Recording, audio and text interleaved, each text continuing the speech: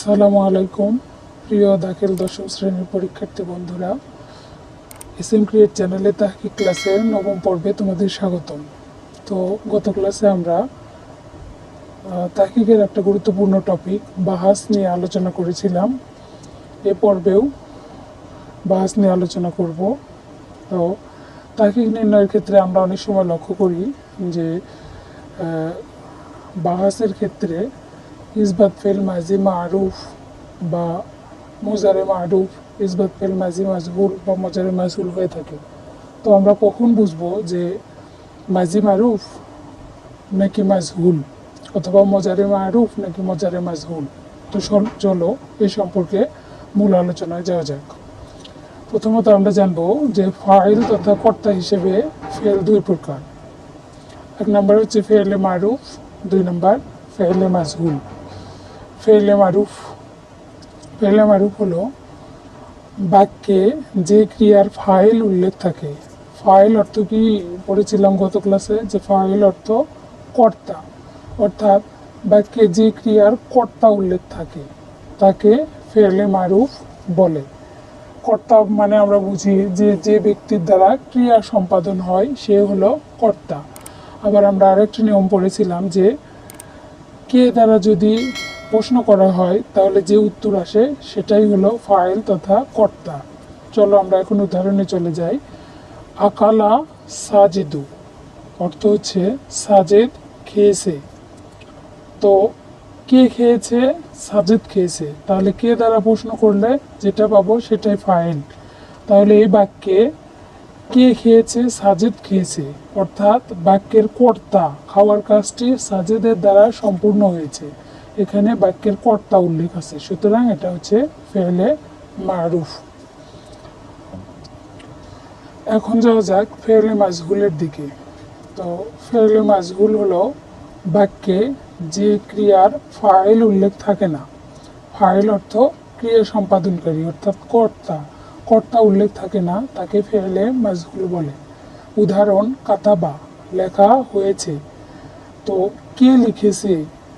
এখানে লেখক অনুপস্থিত, কে লিখেছে তার নামটা উল্লেখ করা নাই, অর্থাৎ এখানে লেখকের নাম উল্লেখ নাই, অর্থাৎ লেখার কাজটি যার দ্বারা সম্পূর্ণ হয়েছে সে উল্লেখ নাই, ক্রিয়া উল্লেখ নাই বা কর্তা উল্লেখ নাই, সুতরাং এটা হলো ফেলে মাজহুল।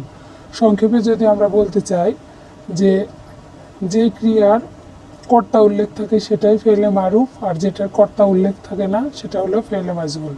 আমরা যদি এই সামান্য বিষয়টুকু মনে রাখি তো বাহাস নির্ণয়ের ক্ষেত্রে অনেকটাই সহজভাবে নির্ণয় করতে পারবো আশা করছি। তারপর চলে যাওয়া যাক ইতিবাচক ও নেতিবাচক বিচারে ফেল দুই প্রকার। এক নম্বর হলো ফেলে মুসবাত, দুই নম্বর ফেলে মনফি। ফেলে মুসবাত হলো হ্যাঁবাচক ক্রিয়া, অর্থাৎ যে ক্রিয়া অর্থাৎ কোনো কাজ করা বা হওয়ার হ্যাঁবাচক অর্থ বোঝায়। যেমন জাহাবা সে গিয়েছে, এটা হলো ফেলে মুসবাত। আর ফেলে মনফি হলো নাবাচক ক্রিয়া, যে ক্রিয়া দ্বারা কোনো কাজ না করা বা না হওয়া এগুলো বোঝায় তাকে ফেলে মনফি বলে। যেমন মা জাহাবা সে যায়নি। অনুরূপভাবে বলা যায় মা জালাসা সে বসেনি, মা ফাআলা সে করেনি ইত্যাদি। অর্থাৎ হ্যাঁবাচক হলে বুঝে নেব ফেলে মুসবাত, আর নাবাচক হলে বুঝে নেব ফেলে মনফি। এখন চলো গঠনগত দিক থেকে ফেল নিয়ে আলোচনা করা যাক। যে গঠনগত দিক থেকে ফেল তিন প্রকার। এক নম্বর ফেলে মাজি, দুই নম্বর ফেলে মোজারে, তিন নম্বর হলো ফেলে আমর। তো ফেলে মাজি আর ফেলে মোজারে সম্পর্কে পূর্ববর্তী ক্লাসে আমরা আলোচনা করেছি।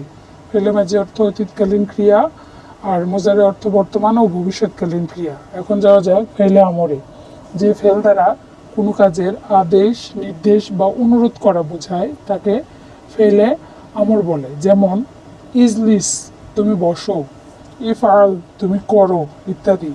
এই ফেলে আমর ছাড়াও আরেকটি ব্যাকরণে আরেকটি ফেল ব্যবহৃত হয়ে থাকে, সেটা হলো ফেলে নাহি, অর্থাৎ যে ফেল দ্বারা কোনো কাজের নিষেধ করা বোঝায় তাকে ফেলে। লা তাসমাউ তুমি শ্রবণ করো না, লা তাফআলু তুমি কাজটি করো না। ইত্যাদি। তো আশা করছি আজকের ক্লাসটা মনোযোগ দিয়ে পড়লে আমরা বাস নির্ণয়ের ক্ষেত্রে অতি গুরুত্বপূর্ণ বিষয় মারুফ, মাজহুল, মুসবাত, মুনফি এবং সাথে সাথে গঠনগত দিক থেকে ফেলের কারণগুলো জানতে পারবো। তো সবাইকে ধন্যবাদ। আর আমরা আশা করছি যে তোমরা ভিডিওটি বেশি বেশি দেখবে এবং লাইক, কমেন্ট, শেয়ার করে দেবে। আর চ্যানেলটি অবশ্যই সাবস্ক্রাইব করবে। আসসালামু আলাইকুম।